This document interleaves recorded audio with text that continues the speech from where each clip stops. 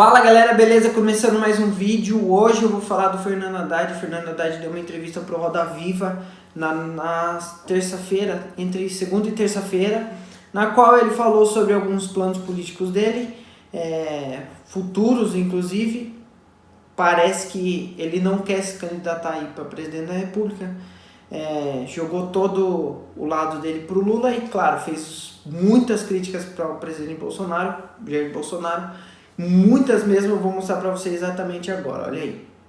Ministro, a gente até hoje não tem um substituto para o Fundeb, o Enem está com uma decisão precária aí de ser realizado ainda no fim do ano, sem que se saiba se tem condições para que isso seja feito, e não há nenhuma diretriz para os estados sobre como lidar com as aulas durante a pandemia, cada um está fazendo meio do seu jeito. Não, nós estamos numa situação caótica, eu diria, tanto na saúde quanto na educação.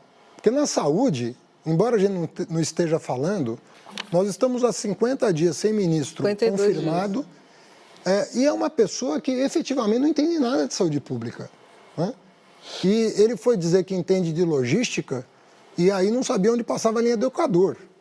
Então nós estamos nesse nível, né, técnico. A que o senhor atribui essa dificuldade do presidente para compor a equipe? O Bolsonaro nunca se preparou para ser presidente da República. Mas o senhor acha que existe ali uma guerra entre o núcleo ideológico e os militares, por exemplo? Tem Ou é também, anterior a isso? Tem também. Mas você já viu um presidente incapaz de conseguir nomear um ministro? Ele não consegue. Não é sem razão. Isso não é um momento difícil do governo. Isso é crônico nesse governo. A cultura, olha o que está acontecendo com a cultura. Olha o que está acontecendo com a educação. Olha o que está acontecendo com a saúde. Não é uma ou outra área. Hoje, no meio ambiente, também o Ministério Público pediu que o ministro seja afastado por Improbidade administrativa. Então, você tem uma equipe desmilinguindo, né? Você tem uma equipe desmilinguindo em função do quê? Em função da falta de comando do país. Você viu aquela reunião ministerial? Aquela reunião ministerial, ela talvez seja a prova mais eloquente do que eu estou dizendo aqui. Quer dizer, são horas. Você não vê absolutamente um projeto sério ser discutido. Haddad, o que você faria diferente em termos de economia? Para além da questão óbvia de nomear ministros, mas em termos de economia, o que você faria diferente desse governo de agora? Olha, em primeiro lugar, a crise da pandemia, eu já chego na economia, ela demonstra uma coisa muito séria. Quais os países que souberam enfrentar a crise? Vamos pegar o caso da Alemanha, o caso da Nova Zelândia. São duas mulheres ali, bom que se frise, né? Nós temos lideranças importantes no mundo hoje que estão dando uma demonstração, né, de competência, mas muito acima da média, né, dos homens. Mas o que foi a chave? A chave foi, vamos ser firmes na decisão para que ela dure pouco. Por quê? Justamente para salvar a economia. Você vai salvar as vidas e vai conciliar esse salvamento com a economia. Então, quem foi firme na decisão e falou, fecha e acabou. Fecha e não vamos deixar entrar. Hoje eu conversei com o Camilo Santana, grande governador do Ceará, né? O que o Camilo me disse? Pediu, pelo amor de Deus, para o governo federal fechar o aeroporto internacional, que é o terceiro do país em volume de voos. Fecha, não deixou fechar. Aí ele foi lá para medir temperatura, como quando eu entrei aqui. Eu entrei aqui, a pessoa mediu minha temperatura. Imagina no aeroporto.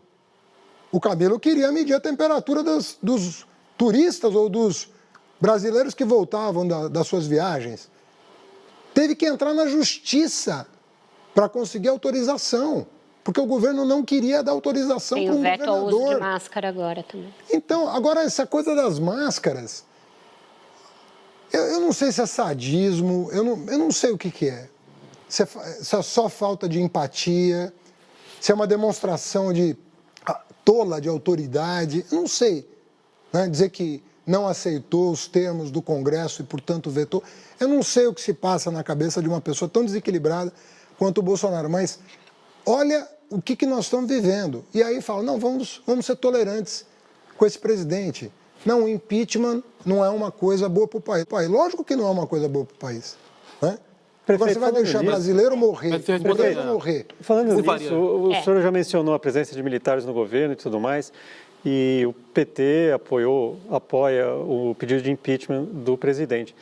Na hipótese de o impeachment ser aprovado, a abertura de um processo de impeachment ser aprovado agora e ele ser afastado do governo, o vice É um general. Hamilton Mourão, que é um general e que deu declarações fortes ali, para dizer o mínimo, bem recentemente ali sobre a tensão entre os poderes, o papel da imprensa e tudo mais, ele assumiria o governo. O senhor acha que ele teria condições de formar um governo melhor do que esse que o senhor descreveu?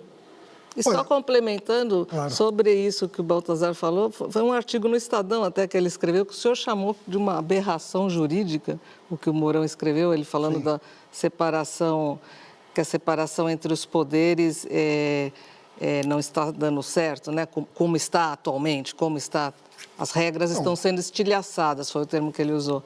Por que foi aberração jurídica? Então, vamos nos lembrar que o Bolsonaro, numa daqueles dias que ele está sobrando, né? Falou que o Mourão é mais tosco do que ele, que a gente tomasse cuidado com isso, que o Mourão é ainda mais tosco do que ele. Dá a impressão que tem uma certa autoconsciência, né, do seu próprio governo. Agora, tem uma regra constitucional. Eu sou ultralegalista. Tem uma regra constitucional que diz o seguinte: elege a chapa, saiu um, entra o outro. Ponto. Não tem dúvida sobre a interpretação. Se caçar a chapa no TSE em função dos disparos de fake news, tem nova eleição se essa cassação acontecer até o final do ano. Se passar dezembro, nem isso tem.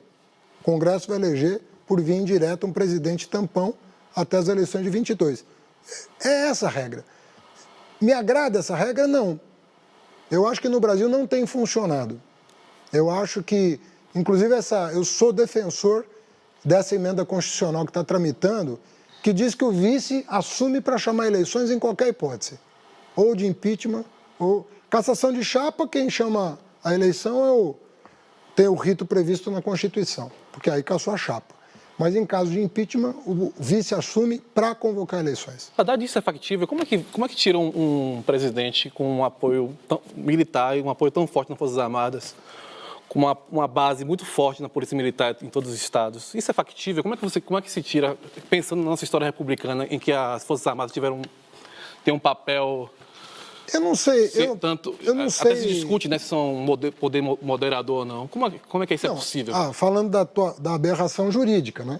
Tentaram invocar o artigo 142 da Constituição como se essa discussão não tivesse sido feita em 1891. Essa discussão foi feita. Não existe poder moderador. Quem redigiu o artigo 14 da Constituição de 1891 foi o Rui Barbosa. E ele comenta esse artigo. Isso está resolvido desde 1891. Ou seja, a primeira Constituição republicana vem invocar o poder moderador da Constituição Imperial. Quer dizer, só jurista, como dizia meu pai, marca barbante, né? A expressão dos anos 50. É uma coisa absurda um negócio desse. Como é que alguém em sã consciência pode dizer isso? Agora, eu não sei se... Eu acho que o Bolsonaro blefa muito também, viu? Eu acho que ele... Quando ele foi para cima do Supremo, quando ele foi para os atos antidemocráticos, eu acho que ele estava jogando a população contra os poderes para ver se criava um movimento de massa contra os poderes. Porque a vocação do Bolsonaro é fechar o regime. Vamos voltar com essa discussão logo depois do intervalo, porque ela é importante. Fica aí, a gente volta já já.